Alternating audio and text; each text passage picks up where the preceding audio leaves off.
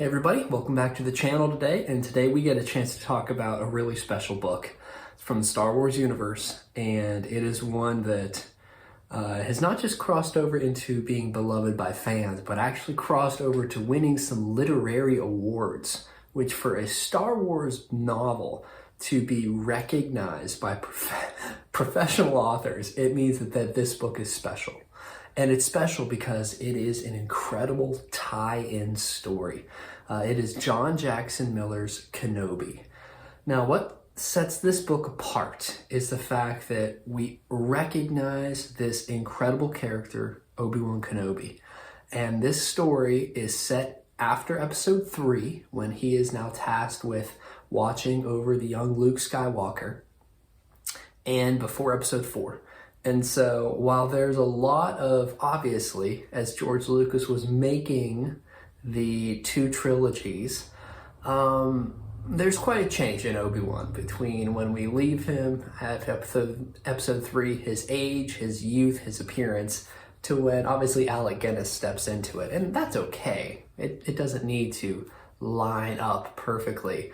But what actually John Jackson Miller does, in addition to a lot of other things that we're going to talk about, he actually gives us an answer for why the character of Obi Wan Kenobi has aged so much during these brief intermediate years, just really under 20 years. And so I just wanted to put that in there, that he is so meticulous, he's so careful in what he does, and even that is addressed. So again, an incredible story. And what is the plot of this? Well, it is exactly that. The Empire has taken over. Anakin has fallen. Obi-Wan, as we will remember at the end of episode 3, has agreed to take the infant Luke Skywalker back to his family on Tatooine. And he is going to watch and protect the child. And so that is where we're going to find Obi-Wan. But what is the problem? Well, the problem is that Obi-Wan is a Jedi Master. And he has dedicated his life to protecting people and to fighting for what is good and right and noble in the world. And his job is now in conflict with that.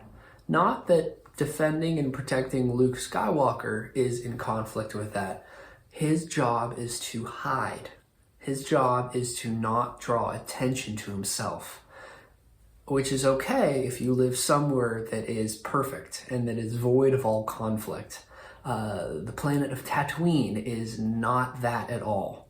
And Obi-Wan is going to find himself growing connected to the people in Tatooine. One family, a widow named Annalene, and her family are struggling financially. They're moisture farmers, which is just an incredible idea that George Lucas created, right? So interesting that your job is to just harvest any of the moisture that's on the planet because this is a desert, and then sell it. Well, Annalene's deceased husband had what was considered the best recipe for producing this water that was colder and better tasting than all the other moisture farmers. And so her shop is one of the most popular ones in Tatooine.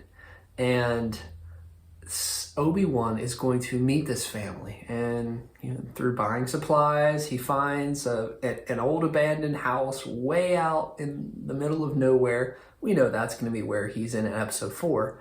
And as he begins to sort of establish his life, he is going to find that there are some things and there are some people and situations that need Obi Wan Kenobi. The problem is that he can't be Obi Wan Kenobi.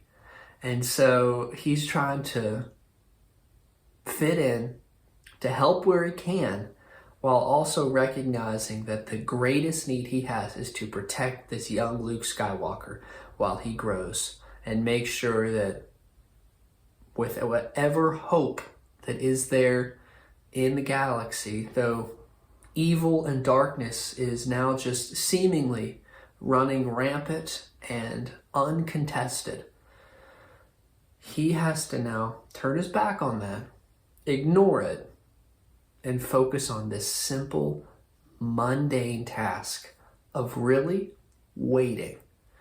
And to see Obi-Wan progress through that is absolutely enticing and engaging. He's going to find that there is a major conflict in Tatooine, and it is between these moisture farmers and their arch nemesis, the Sand People, right? And in classic Obi-Wan fashion, he tries to understand both sides of the conflict, and actually will get a chance to meet some of the Sand People. And so that's going to add even more conflict between this man. Obi-Wan's going to lean into the idea that he's sort of a crazy old hermit, and that's going to help him be able to not be a part of the community, because he's just sort of viewed as a little bit of an eccentric nomad. And so obviously that's not who he is, but that's going to help him. And Annaline's family is going to really welcome Obi-Wan. And there's going to be a little bit of a romantic connection between Ben and Annaline. It's interesting, initially, her nickname is Annie. And to see that constantly, that name be constantly brought up, of course, that was Anakin's nickname. And so just all of that really trauma that Obi-Wan has been through, to hear him process it. Another cool thing that runs through this is that Obi-Wan is working on meditation. And he is trying to, as Yoda hinted at the end of episode 3, there is a way for him to commune with, the living force and the members in the living force, specifically his old master, Qui-Gon Jinn. And Obi-Wan has received that instruction from Yoda, gone to Tatooine, and now is trying to get some help. He's trying to get some advice. I love the idea that it doesn't matter how high you ascend in anything. For Obi-Wan, the Jedi Council, he is pretty much below Yoda and Mace Windu, and it's pretty much Obi-Wan. It doesn't matter.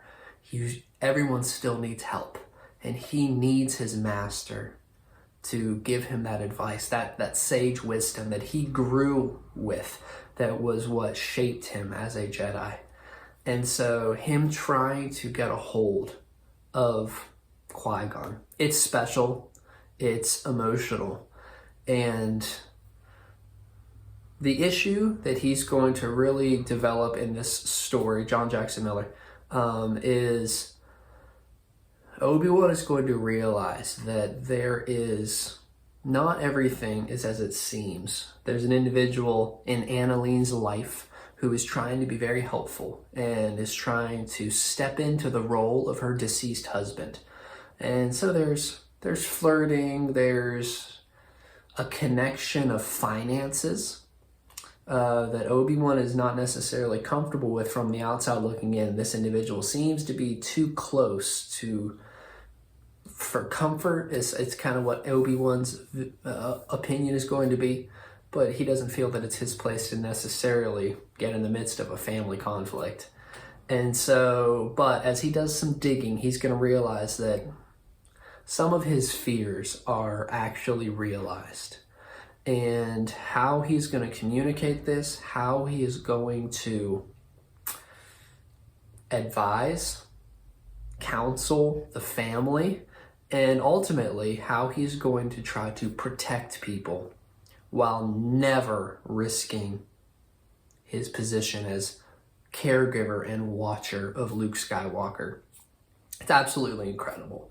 So there's a lot going on there. What's really, really interesting about this story is that it doesn't need huge action scenes, right? If you're going into this thinking that this is a full-on galactic war with explosions and huge characters and intense battles, that's not this story. The beauty of this is its simplicity. It's a very tight and short story. It doesn't progress much time. However, the characters and the interpersonal dynamics that Miller brings up is what sells this. And it's so exciting to see a story that relies on the characters and the dialogue and the plot and the back and forth. And so Miller does such a good job with it. You feel for all of these characters. You feel for Obi-Wan. And you want to put yourself in his shoes. If you lost everything, you know that you can do so much to help. And yet you're forced to choose what, where, and when you're going to help. How do you make that decision? How do you deny one good for a perceived other good? And Obi-Wan's going to wrestle with that. And it's going to be how he turns into the man that we meet in the original trilogy. This story is really going to help the reader understand how he makes that transition. So check it out, John Jackson Miller, Kenobi, and let me know what you think. What would you do if you were Obi-Wan at the end of episode 3? You've been tasked with watching this young boy grow up and protecting him. But you know that really, probably out of everyone in the galaxy other than Yoda, you are, at that point, the galaxy's greatest hope and the galaxy's greatest defender. What would you do? Let me know in the comments below. Thank you for watching today. We'll check it out on the next video. Thank you so much.